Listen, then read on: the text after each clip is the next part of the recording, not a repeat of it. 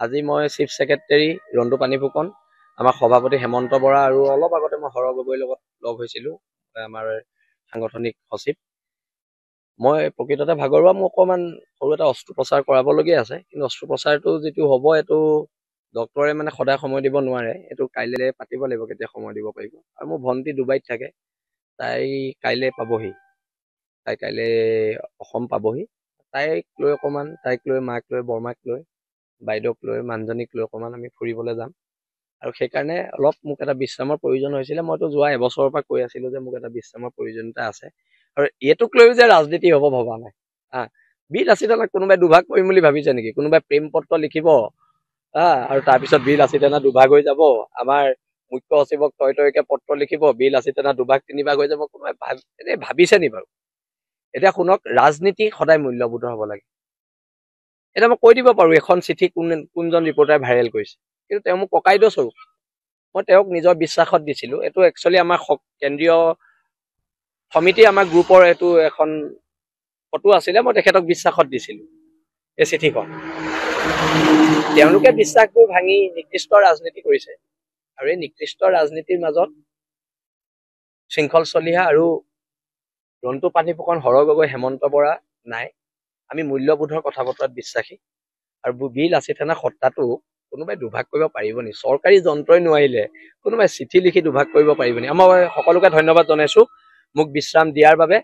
আচলতে মইতো অব্যাহতি দিব কৈছিলোঁ, আমাৰতো মুখ্য সচিবে অব্যাহতি লৈছিলে এবাৰ 3 মাহৰ কাৰণে।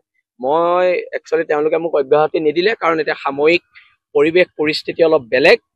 এই সাময়িক পৰিৱেশ পৰিস্থিতিত যিকোনো ধৰণৰ জাতিৰ বিপদ হ'ব পাৰে, আৰু বিপদৰ সময়ত মোক প্ৰয়োজনীয়তা হ'ব পাৰে, মোৰ প্ৰয়োজনীয়তা, তেতিয়া মই ওলাই আহিম।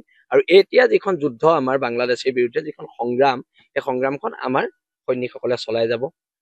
আজি তদুপৰি আজি আমগুৰিতো বহুত আমাৰ সৈনিক যোগদান কৰিছে, আৰু মই প্ৰায় 1 মাহ নহ'লেও 10-15 দিনলৈ মই অলপ অৰুণাচল ফালে ফুৰিব যাম।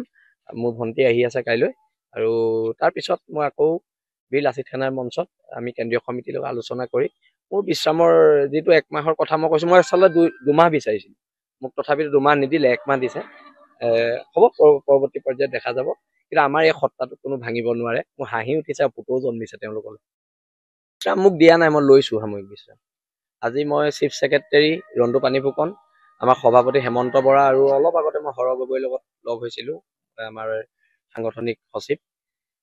মই প্ৰকৃততে ভাগৰুৱা, মোৰ অকণমান সৰু এটা অস্ত্ৰোপচাৰ কৰাবলগীয়া আছে, কিন্তু অস্ত্ৰোপচাৰটো যিটো হ'ব এইটো ডক্টৰে মানে সদায় সময় দিব নোৱাৰে, এইটো কাইলৈ পাতিব লাগিব কেতিয়া সময় দিব পাৰিব। আৰু মোৰ ভণ্টি ডুবাইত থাকে, তাই কাইলৈ পাবহি, তাই কাইলৈ অসম পাবহি। তাইক লৈ অকণমান, তাইক লৈ মাক লৈ বৰমাক লৈ বাইদেউক লৈ মানুহজনীক লৈ অকণমান আমি ফুৰিবলৈ যাম। আৰু সেইকাৰণে অলপ মোক এটা বিশ্ৰামৰ প্ৰয়োজন হৈছিলে। মইতো যোৱা এবছৰৰ পৰা কৈ আছিলোঁ যে মোক এটা বিশ্ৰামৰ প্ৰয়োজনীয়তা আছে, আৰু এইটোক লৈও যে ৰাজনীতি হ'ব ভবা নাই। বীৰ লাচিতক কোনোবাই দুভাগ কৰিম বুলি ভাবিছে নেকি? কোনোবাই প্ৰেম পত্ৰ লিখিব আৰু তাৰপিছত বীৰ লাচিত সেনা দুভাগ হৈ যাব। আমাৰ মুখ্য সচিবক তয়কে পত্ৰ লিখিব, বীৰ লাচিত সেনা দুভাগ তিনিভাগ হৈ যাব। কোনোবাই এনেই ভাবিছে নি বাৰু? এতিয়া শুনক, ৰাজনীতি সদায় মূল্যবোধৰ হ'ব লাগে। এতিয়া মই কৈ দিব পাৰোঁ এখন চিঠি কোনজন ৰিপৰ্টাৰে ভাইৰেল কৰিছে, কিন্তু তেওঁ মোক ককাইদেউ স্বৰূপ, মই তেওঁক নিজৰ বিশ্বাসত দিছিলোঁ। এইটো একচুৱেলি আমাৰ কেন্দ্ৰীয় সমিতি, আমাৰ গ্ৰুপৰ এইটো এখন ফটো আছিলে, মই তেখেতক বিশ্বাসত দিছিলোঁ এই চিঠিখন। তেওঁলোকে বিশ্বাসবোৰ ভাঙি নিকৃষ্ট ৰাজনীতি কৰিছে, আৰু এই নিকৃষ্ট ৰাজনীতিৰ মাজত শৃংখল চলিহা আৰু ৰন্তু পানী ফুকন, হৰ গগৈ, হেমন্ত বৰা নাই। আমি মূল্যবোধৰ কথা বতৰাত বিশ্বাসী, আৰু বীৰ লাচিত সেনা সত্তাটো কোনোবাই দুভাগ কৰিব পাৰিব নি? চৰকাৰী যন্ত্ৰই নোৱাৰিলে কোনোবাই চিঠি লিখি দুভাগ কৰিব পাৰিব নি? মই সকলোকে ধন্যবাদ জনাইছোঁ মোক বিশ্ৰাম দিয়াৰ বাবে। আচলতে মইতো অব্যাহতি দিব কৈছিলোঁ, আমাৰতো মুখ্য সচিবে অব্যাহতি লৈছিলে এবাৰ 3 মাহৰ কাৰণে। মই একচুৱেলি তেওঁলোকে মোক অব্যাহতি নিদিলে, কাৰণ এতিয়া সাময়িক পৰিৱেশ পৰিস্থিতি অলপ বেলেগ। এই সাময়িক পৰিৱেশ পৰিস্থিতিত যিকোনো ধৰণৰ জাতিৰ বিপদ হ'ব পাৰে, আৰু বিপদৰ সময়ত মোক প্ৰয়োজনীয়তা হ'ব পাৰে, মোৰ প্ৰয়োজনীয়তা, তেতিয়া মই ওলাই আহিম। আৰু এতিয়া যিখন যুদ্ধ আমাৰ বাংলাদেশৰ বিৰুদ্ধে যিখন সংগ্ৰাম, এই সংগ্ৰামখন আমাৰ সৈনিকসকলে চলাই যাব। আজি তদুপৰি আজি আমগুৰিতো বহুত আমাৰ সৈনিক যোগদান কৰিছে, আৰু মই প্ৰায় 1 মাহ নহ'লেও 10-15 দিনলৈ মই অলপ অৰুণাচল ফালে ফুৰিব যাম।